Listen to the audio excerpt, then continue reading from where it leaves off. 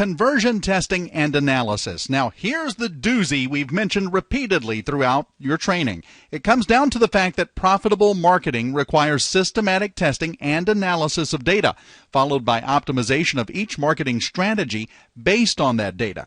In a recent informal survey of successful business owners who were attending a special $1 Million Business Seminar by renowned business and wealth expert Eben Pagan, attendees were shocked when they found out how vital conversion testing and analysis is to a company's revenues and profits.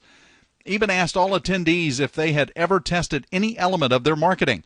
Roughly half the room raised their hands. Then he asked how many people tested every month. Most of the hands went down. Weekly? Now only a few hands remained up. Daily, only 2 gentlemen continued to keep their hands raised. Eben asked each of them what their monthly revenue was. It was in the tens of millions. Monthly. These 2 gentlemen had the highest grossing companies in the room. That is a snapshot of the absolute exponential power of tracking your marketing efforts, collecting and analyzing the data, and lastly, taking action based on that data.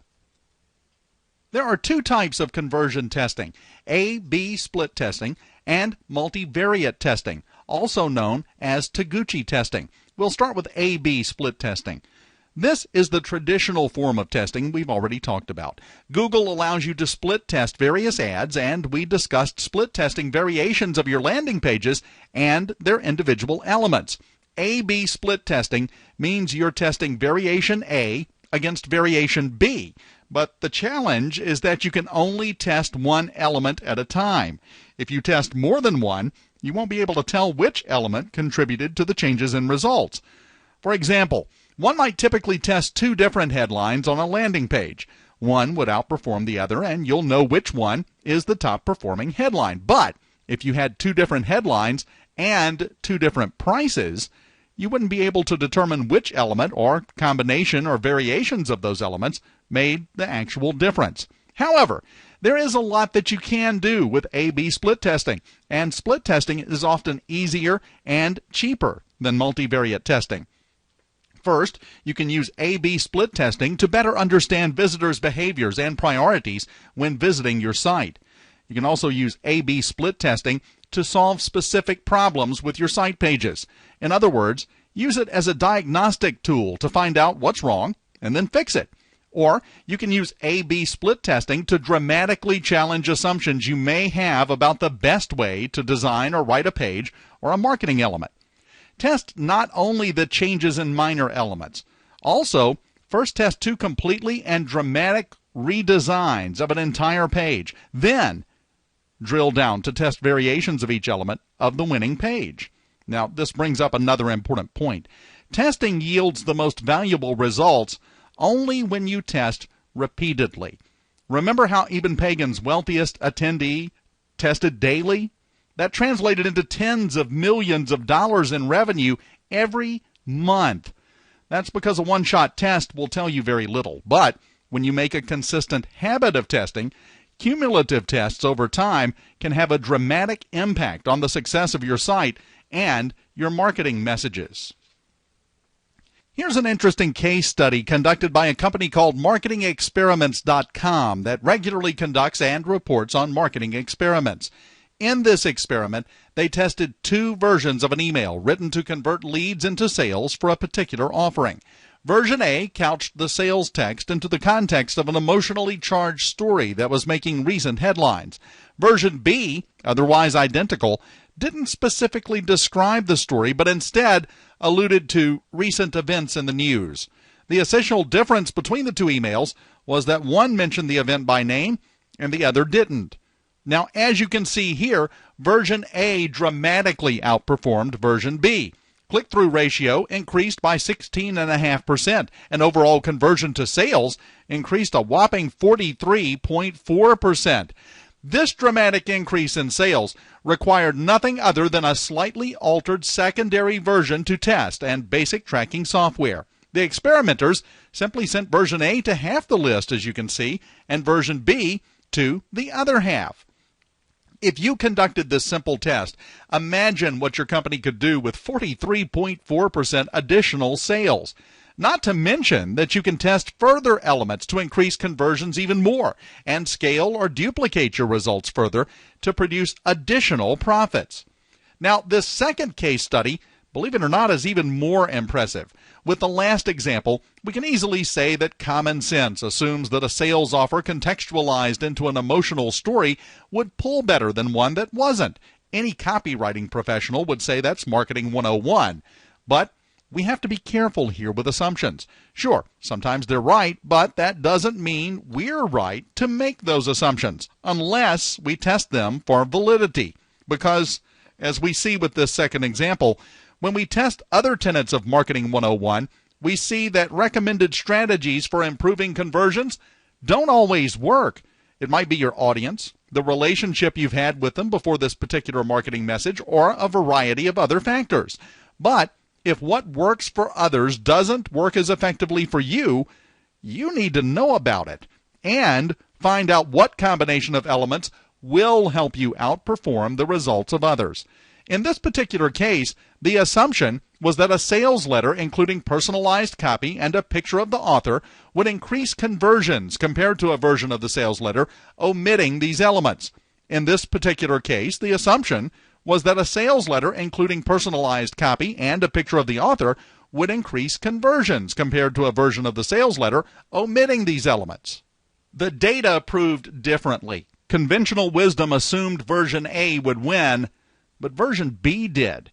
Now, this means that had these experimenters simply gone with largely accepted wisdom and hadn't tested it to determine what the market would actually respond to, they would have been leaving money on the table.